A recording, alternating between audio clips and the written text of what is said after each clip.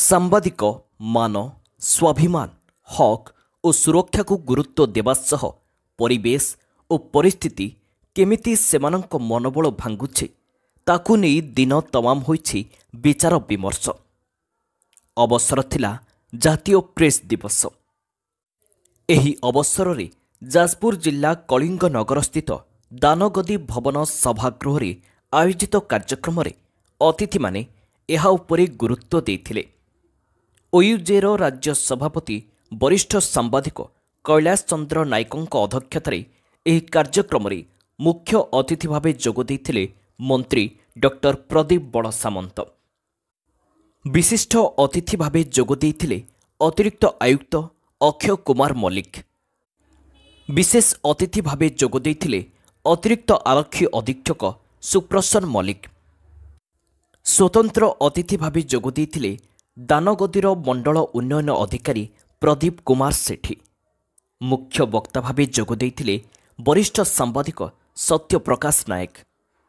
କାର୍ଯ୍ୟକ୍ରମକୁ ସଂଯୋଜନା କରିଥିଲେ ଓଡ଼ିଶା ସାମ୍ବାଦିକ ସଂଘର ସଭାପତି କୈଳାସ ଚନ୍ଦ୍ର ନାୟକ।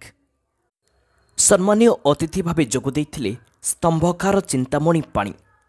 ସମ୍ମାନୀୟ ବକ୍ତା ଭାବେ ଯୋଗ ଦେଇଥିଲେ ବିରଞ୍ଚି ନାରାୟଣ ଦାସ।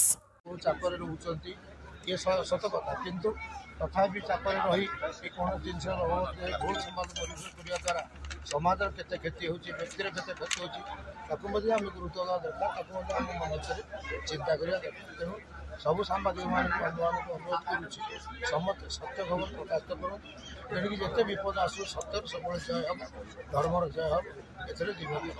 ଆଉ ଗୋଟେ ଜିନିଷ ଦେଖିବା ଯେ ବର୍ତ୍ତମାନ ଯେଉଁ ମଣ୍ଡିକି ନେଇକି ଯେଉଁ ସମସ୍ୟା ଦେଖାଦେଇଛି, ଆପଣ କହୁଥିଲେ 20 ତାରିଖ ମଣ୍ଡି ଖୋଲିବ ବୋଲି, ଆଉ କ'ଣ କହିବେ ସେ ସମ୍ପର୍କରେ?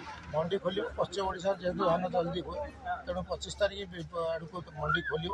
କିନ୍ତୁ ଆମର ଏପଟେ କୋଷ୍ଟାଲ ବେଲ୍ଟରେ ଧାନ ବହୁ ବିଳମ୍ବରେ ହୁଏ, ତେଣୁ ଏଠି ଜାନୁଆରୀ ଡିସେମ୍ବର ପରେ ଜାନୁଆରୀରୁ ମଣ୍ଡି ପଶ୍ଚିମ ମିଳୁଛି, ସୁବିଧା ସୁଯୋଗ ମିଳୁଛି, ତାକୁ ମଧ୍ୟ ଦିଆଯାଉ। ଆମେ ମଧ୍ୟ ଦାବି କରୁଛୁ ଜଣେ ସାମ୍ବାଦିକଟେ ମୃତ୍ୟୁବରଣ କରିଲେ ଏକ୍ସଗ୍ରେସିଆ 4 ଲକ୍ଷ ଟଙ୍କା ତାର କିଛି ନୁହେଁ। ଆମେ ଚାହୁଁଛୁ 25 ଲକ୍ଷ ଟଙ୍କାର ଏକ୍ସଗ୍ରେସିଆ ପାଆନ୍ତୁ, ତାର ପରିବାରକୁ ସହାୟତା ରାଶି ମିଳିଲେ ସେ ପରିବାରଟି ବଞ୍ଚିଯିବ। ତାପରେ ଆମେ ଚାହୁଁଛୁ ଭୁବନେଶ୍ୱରରେ ଗୋଟେ ସାମ୍ବାଦିକ ଅତିଥି ଭବନ ନିର୍ମାଣ ହେବ, ଯେଉଁମାନେ ସାମ୍ବାଦିକମାନେ ଯାଇକି ସେମାନେ ମଧ୍ୟ ସାମୟିକ ଅବସ୍ଥାନ କରିପାରିବେ। ସର୍ବୋପରି ସାମ୍ବାଦିକ ସୁରକ୍ଷା ଆଇନ ପ୍ରଣୟନ ନିହାତି ଜରୁରୀ, କାରଣ ସାମ୍ବାଦିକମାନେ ସୁରକ୍ଷାରେ କାମ କରିପାରୁନାହାନ୍ତି ଏବଂ ଏଇଟା ଗୋଟେ ବଡ଼ ସମସ୍ୟା ହେଉଛି। ଆମେ ସେଇ ଦାବି ରଖିଛୁ, ସରକାର ସହିତ ଆଲୋଚନା କରିଛୁ। এই সব দাবিগুড়িক পূরণ করা দিগরে সে গুরুত্ব দিয়ন্তু এবং নিশ্চিত ভাবে দাবিগুড়িক পূরণ করি সাংবাদিকଙ୍କ কল্যাণ নিমন্তে ব্যবস্থা আমার যে সংগঠন আমি করছু state union of journalist Odisha, আমি কেবল আম সংঘ পাই করুন, সারা ওড়িশার সমস্ত সাংবাদিক মানুষ আমি দাবি করুছু।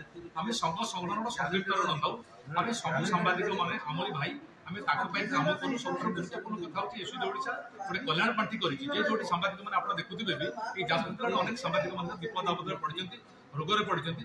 ଆମେ ସାରା ଓଡ଼ିଶାରେ ଆମେ ସେମାନଙ୍କୁ ମଧ୍ୟ ସ୍ୱାଗତ କରୁଛୁ।